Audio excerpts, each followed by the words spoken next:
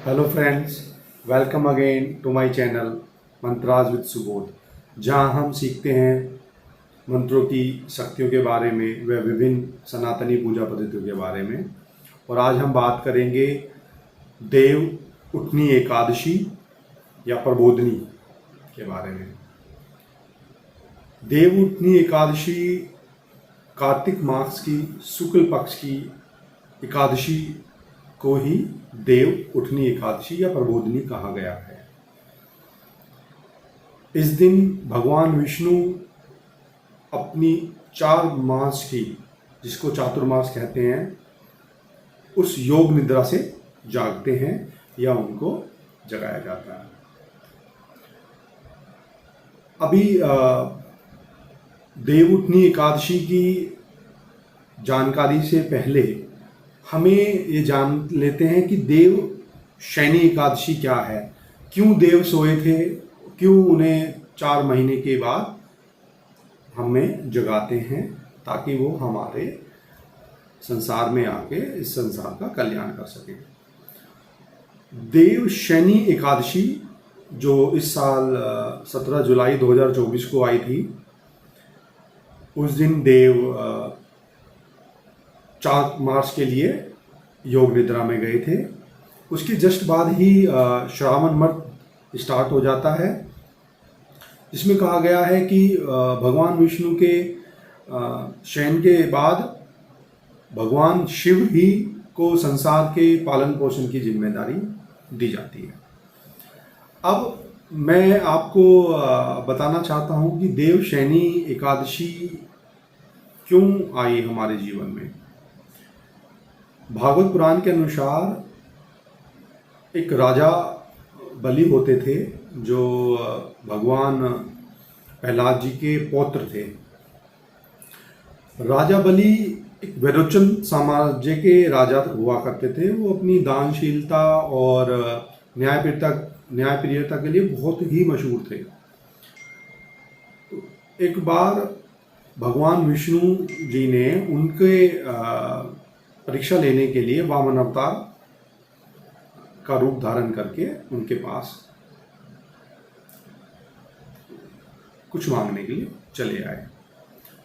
राजा बलि ने देखा एक छोटे से बड़े सुंदर से वामन रूप में एक व्यक्ति चले आ रहे हैं, तो राजा ने कहा, जैसे सब सम्मान के साथ पूछा कि बताइए वामन देवता, मैं आपके लिए क्या कर सकता हूँ। तो वामन देवता ने बताया कि मैं आपकी दानशीलता के लिए बड़ा नाम सुना है, तो मुझे 3 पग धरती चाहिए। तो राजा ने कहा कि 3 पग धरती तो कुछ बड़ा विशेष चीज़ नहीं है, आप कुछ और मांग लीजिए। वामन देवता ने कहा कि नहीं, मुझे 3 पग धरती ही चाहिए, आप देते हैं तो मुझे बताइए। सॉरी। तो अब वामन देवता ने, राजा बलि ने कहा ठीक है, आप 3 पग धरती ले लीजिए। अब वामन अवतार ने, जो कि भगवान विष्णु जी का अवतार था, उन्होंने अपना एक ब्रह्म स्वरूप कर लिया, बहुत बड़ा, बहुत विशाल। तो उन्होंने पहले पग में स्वर्ग को नाप लिया, दूसरे पग में पृथ्वी को नाप लिया। अब तीसरे पग के लिए उन्होंने राजा बलि से पूछा कि बताइए तीसरा पग मैं कहाँ रखूँ। तब राजा बलि ने तीसरे पग के लिए अपने सिर को आगे बढ़ा दिया कि भगवान आप तीसरा पग मेरे ऊपर रख लीजिए। भगवान ने तीसरा पग उनके सर पर रखा और भगवान ने देखा इस परीक्षा में राजा बलि से बहुत प्रसन्न हुए। तो राजा बलि से प्रसन्न हुए, बट राजा बलि जी ने को अब तीनों स्थान तो उन्होंने दे दिए थे, तो राजा बलि को पाताल लोक में जाकर रहना था। तो भगवान ने पूछा आप वर मांग लो, आपको क्या वर चाहिए। तो राजा बलि जी ने कहा कि आप मेरे साथ पाताल आकर रहें। अब भगवान विष्णु को तो वर देना था, उन्होंने वर दे दिया। तब माता लक्ष्मी जी इस वर को सुनने के बाद बहुत ही प्रसन्न हो गई। तब उन्होंने एक युक्ति निकाली, उन्होंने राजा बलि को अपना भाई बनाया, और तब भाई बनाने के बाद राजा बलि से भगवान विष्णु जी को, जो कि 52 अवतार के रूप में थे, उनको इस वर से मुक्त करने के लिए कहा। लेकिन उन सब के बावजूद भी भगवान विष्णु ने, जो कि बाध्य थे, उन्होंने कहा कि वो वैसे तो हमेशा के लिए पाताल लोक जाने से तो मुक्त हो गए, लेकिन उन्होंने राजा बलि को कहा कि मैं 4 मास के लिए जरूर पाताल लोक आपके साथ रहा करूँगा। अब इन्हीं 4 मास को चातुर्मास कहा गया है, और आषाढ़ मंथ में शुक्ल पक्ष की एकादशी को देवशयनी एकादशी कहा गया है, जिसमें भगवान विष्णु शयन निद्रा में चले जाते हैं। तो ये बात थी देवशयनी एकादशी की, जो कि बहुत ज़रूरी थी देव उठनी एकादशी के बारे में, को जानकारी के बारे में। अब देव उठनी एकादशी को कहा गया है कि ये 10,000 एकादशियों के इक्वलेंट लाभ देती हैं अगर हम देवशयनी एकादशी का व्रत करते हैं। इस दिन आप अगर व्रत भी ना करें तो इस दिन हमें मांस, मदिरा, तामसिक भोजन जैसे कि लहसुन, प्याज, इन सब से दूर रहना चाहिए, और ना ही तो दिन में, और अगर हो सके तो रात्रि में भी निद्रा का त्याग करना चाहिए, और रात्रि में भगवान विष्णु जी का भजन करना चाहिए, जिससे कि वो प्रसन्न होकर आप पर कृपा करें। इस व्रत के दिन हमें भगवान विष्णु जी को कदली फलम, केला जिसको बोलते हैं, द्राक्षा फलम जो कि हम ग्रेप्स, अंगूर को बोलते हैं, ईख, सिंगाड़ा आदि का भोग लगाना चाहिए।